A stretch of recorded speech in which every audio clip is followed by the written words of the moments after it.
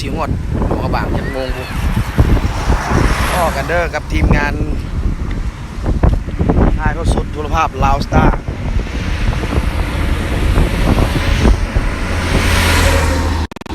กำลังเดินทางไปทีมงานเรา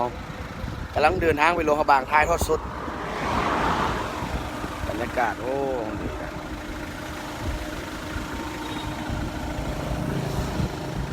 มาเบิ่งอยู่รถคันนี้มีจักรชีวิตมี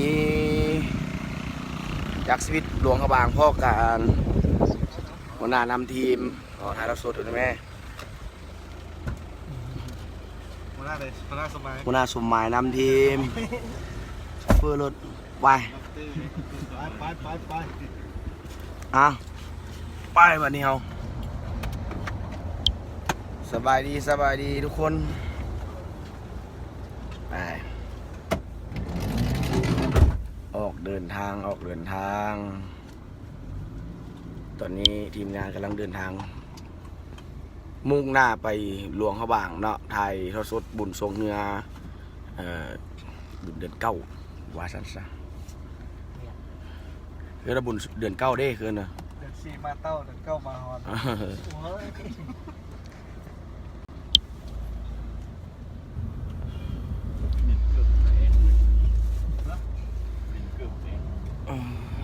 อยู่คนยังมีจิบอยู่เลย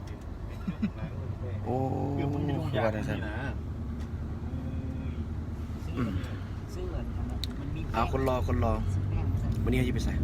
หลวงพระบางมาใช้เบิ้งเส้นทางนี่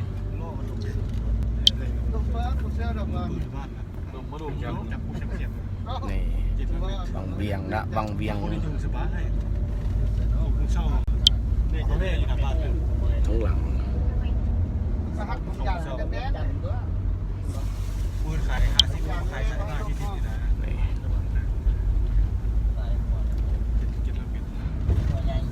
หลักสติก่อนไม่3-4แล้วกัน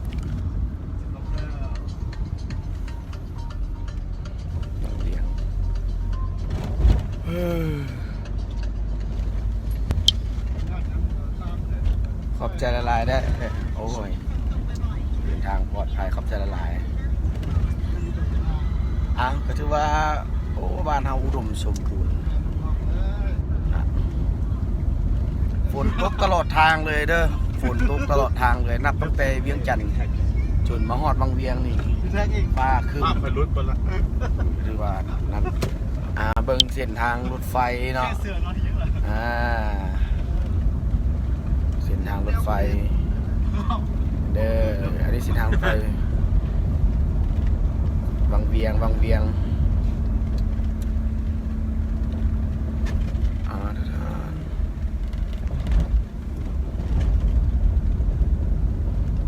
ไปแต่ละจุดเบิ่งแล้วก็อย่าลืมกดติดตามกดซับสไครต์เด้อมีแต่ดาราเนี่ยดาราใหม่ส่องใหม่ส่อง YouTube โอ้โถไม่โอ้ตกหลุมอากาศโอ้ตกหลุมอากาศดาราใหม่นะดาราใหม่รายการที่นี่มากองคุมก็สองคนปากหรือแม่เนาะก็ดีเก็บคนข้าง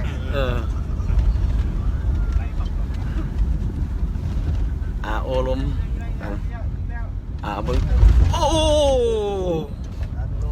ไม่มาแล้วอยู่ในรถนี้มีอาการวินเนาะเริ่มจากผู้ใดวินมักวินสารภาคลำเพลินเนาะภาคโอ้หัวหน้าเรียนเพิ่นเบิ่งอยู่หัวหน้าเรียนเบิ่งโอ้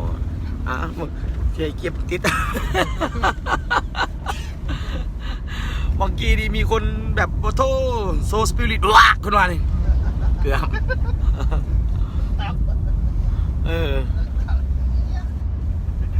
ผู้ใดสุขภาพบุดีผู้ใดสุขภาพบุดีมานั่งหลังนี่พวกนั่งหลังมีพวกสุขภาพบุดีเบิดดิ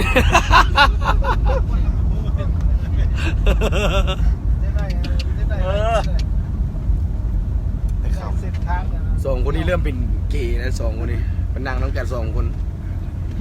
สองคนเลยนะเปิดมันหนาวนะเปิดอะไรกิน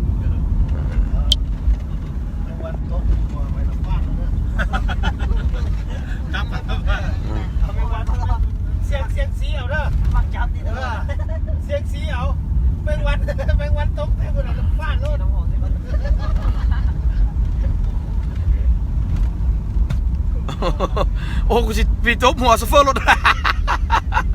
ไปตรงนั้นแม่เอาไปทำไมเลยใส่รถเอาไปวันนั้นมันปล่อยลงในนี่ มันเหยียบขี่ขึ้นมาสวัสดี เขาตบซัฟเฟอร์เลยเชื่อเลยบ้านน้ำซ่อมไม่ได้เข็มกับน้ำซ่อมกินมันกินตั้งแต่ซ้ำนี่เนาะกินอยู่ดิกินเก่า ไปดีอ๋อ ผมเลยนะหัวกินน่าจะเห็นไหม เนาะมันโค้งนะพุ่นเนาะ โค้งแบบโค้งก็สีมันเรียกว่าซื่อหน่อยเดียว สบายดีทุกคนสบายดีกะอย่าลืมกันแล้วกันเนาะทายทดสดทีมงานทายทดสดสวงเหนือเดี๋ยวทีมภาคเขานี่ถือว่าครบทีมเด้อทีมภาคเขาครบทีมสุบาครบทีมเลยมีหนุ่มกีน้อยหนุ่มน้อยลาวเที่ยวลาวหนุ่มจอยแล้วก็หนุ่มป้อมแล้วก็อีกอีกนะทีมภาคครับเซิร์นอีกแล้วนอกจากนั้นก็จะมีทีมภาคประจำแขวงหลวงพระบางหรือว่านครหลวงพระบางเนาะมีทีมภาคประจำเพิ่นถึงสำเนียงมาเบิ่งว่าปีนี้เนาะโทรภาพลาวสตาร์พวกเขาได้ครับเกียรติทายทอดสดเนาะเป็นครั้งทำอิฐอยู่ที่หลวงพระบางเขามาเบิ่งว่ารูปภาพที่ออกมาเป็นยังไงครับเพราะว่าพวกเขาทันสมัยมีโดรนมีอย่างมีโอ้ยครบสุดมือกองเทพ มีมือกล้องคันเทพบ่ธรรมดาผู้ใดเนาะเนี่ยไปใส่กินน้อยหลวงพระบางเด้อหลวงพระบางถ่ายทอดสดบุญทรงเฮือเดือนเอื้อนมาบุญเดือนเก้า ตัวไฮลงเลยตัวนี้กินดีด้วยระวังเด้อเวลาคนนอนสุภาพกันพ่วงกันซะใหญ่งัวน้อย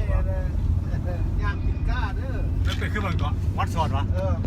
วัดสอดโอ้ยไอ้แต่จงฟองเลยไอ้แต่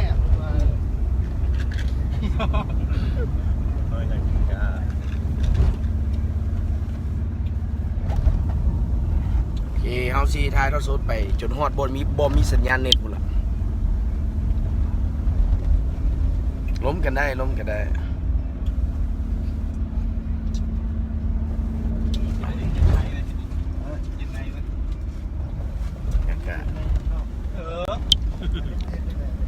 คนใส่กระดาษกินนะ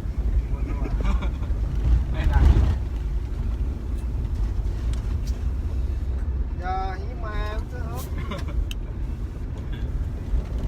จะบนนอนนะเด็กด้วยว่าจะโดนขันไปผมได้เอาขับคนอ่ะ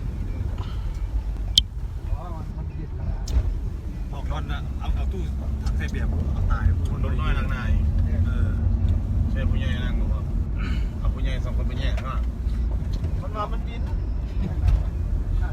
หัวมันธรรมดานะหัวมันก็มันแพงบอก ทานเนี่ยมันนั่งบินพวกหัวหมาทั้งหัวเล็กความสุภาพเจ้าคุณมันนั่งมันก็ต้องนั่งกับช้อนเปิดตัวน้อยคอยขี่คอยไปยาให้ไผ่แซงหัวหน้าวะ หัวหน้าเรียนมันว่าคอยขี่คอยไปอย่าให้ไผ่แซงเด้อฮับพองว่าปีนี้เนาะความแปลกใหม่ในการทายทอดสดเนาะบุญทรงเฮือประจำปีอยู่ที่นครหลวงพระบางจะเป็นแนวใดติดตามเบื้องทางโทรภาพเนาะหรือทาง Facebook ไล่ของทางโทรภาพลาวสตาร์ทีมงานพวกเราวันนี้สโมสรชาวบ้านเต็มว่ามีทายรายการอีพวกมันวันนี้ขึ้นไปบอกอันนั้นสโมสรชาวบ้านทานที่ทายที่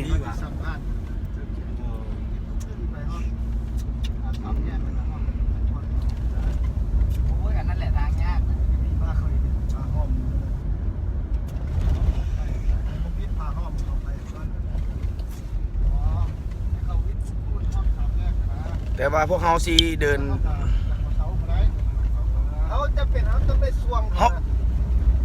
เขาสิไปทางไหนนี่เขาไปทางภูเก้าลักว่ะหรือไปทางใหม่ ทางภูคูน ทางภูคูนว่ะทางเก่าว่ะ หลังนั้นไปบ่ได้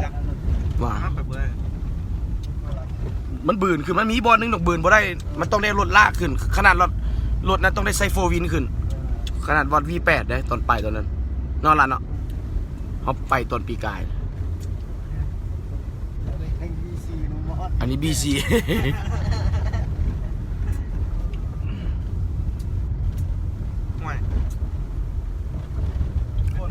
ทางหน้านี่บ่มันขี้ฝุ่นเด้อหมอกพี่น้องเลยหมอกฝนกำลังสิตกหมอกถามกันทันสมัยปีนี้ระบบการถ่ายทอดสดจานดาวเทียมเขาเป็นยังไงผ่านยังไงแบบออกมา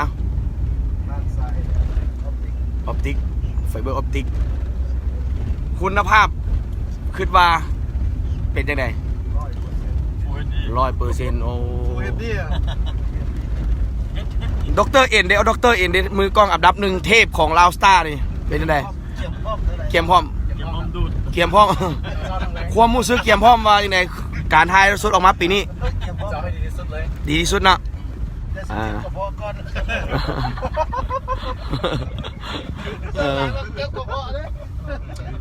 ถ่ายมุ้ยกันยืนไหลก็ไม่กินกระเพาะยืนไหลลายที่ดู คลิปว่า ถือว่ามื้อนี้มือกล้องสุบะฝีมืออันดับหนึ่งด็อกเตอร์เอ็นนะคนเป็นด็อกเตอร์เอ็นเป็นบอกว่าดีที่สุดนะทำพองว่าดีที่สุดครั้งที่สุดเป็นมือกล้องที่ว่าถ่ายภาพออกมาดีแต่ว่ามาเก็บกระเพาะเห็นว่าถ่ายไปถ่ายมากำลังเชียร์ได้ภาพปุ๊บเก็บกระเพาะกระทันหันเอาขอบใจมีเดินทางปลอดภัยได้กินน้อยอย่าลืมของตอนโอเคมีเงินสำเร็จชิได้สำนั่นแหละเนาะ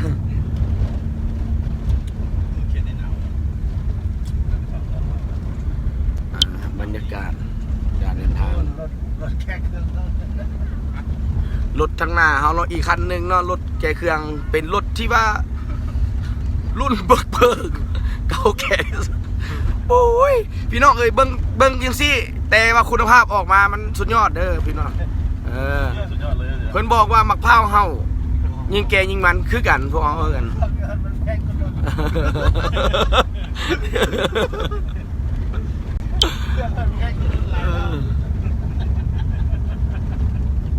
มาเบิ่งว่ากิจกรรมของการเดินทางของทีมงานเขามีอย่างไงเขาเห็นยังไงอันนี้ก็เป็นมือกล้องกิ่งนะเบิ่งกดทัดเบิ่งที่ผู้สาวนะผู้สาวผู้สาวมั่นใจลอยเด้อฟูเฮดดีฟูน้ำเลยกล้องร้านควบคุมเสียงว่าอย่างไรฟังเสียงสวัสดีฟังเสียงกันเด้อเสียงต้องกันเด้อคนนี้เป็นผู้ควบคุมเสียงออกมาดีที่สุดพี่น้องเลยแบบบาโบมีอย่างแซกซ้อนได้นักพากย์กันยังบริแซกซ้อนบริยินเสียงเลยว่ายังเข้าบริยูโรบางพาไปกินข้าวแรงกันเด้อมาแรงเด้อโอ้ยกินข้าวแรงเดี๋ยวพูดละ12 โมงวัน1 โมง 2 โมงกลางคืนนู่นฮอดพูด12 โมงไปตลาดมืดไปตลาดมืดเลยพากันไปใส่ไปโลหะบางเนาะถ่ายทอดสดดูโลหะบางไทยบุญทรงเนื้อนะบุญทรงเนื้อ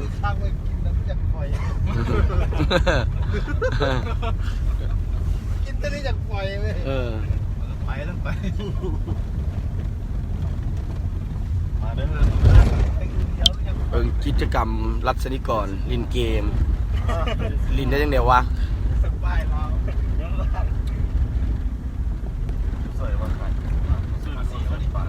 บอกตอนนี้ใกล้สิบบอกตัวนี้ผ่าหอมโอ้หาหนึ่งว่าเขากินตรงกลางน้ำ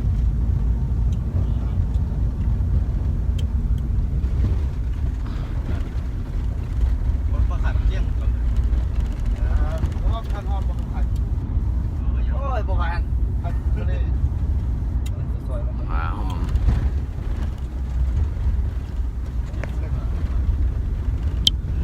โอเคภาพบรรยากาศตอนนี้เนาะเดี๋ยวสิอัพลงทาง YouTube ให้เบิ่งอีกนะผู้ใดที่ว่าฮับเบิ่งฮับชมแล้วก็อย่าลืมกดติดตามกด Subscribe ให้เด้อ ตอนที่หนึ่งในการเดินทางไปหลวงพระบางว่ามื้อนี้สิรุ่นกันว่าสิฮอดหลวงพระบางจักโมงนะพอสิฮอดหลวงพระบางจักโมงเฮามารุ่นกันว่าซั่นเนาะตอนนี้บ๊ายบายอย่าลืมกดติดตามกด Subscribe ทาง YouTube พร้อมเด้อ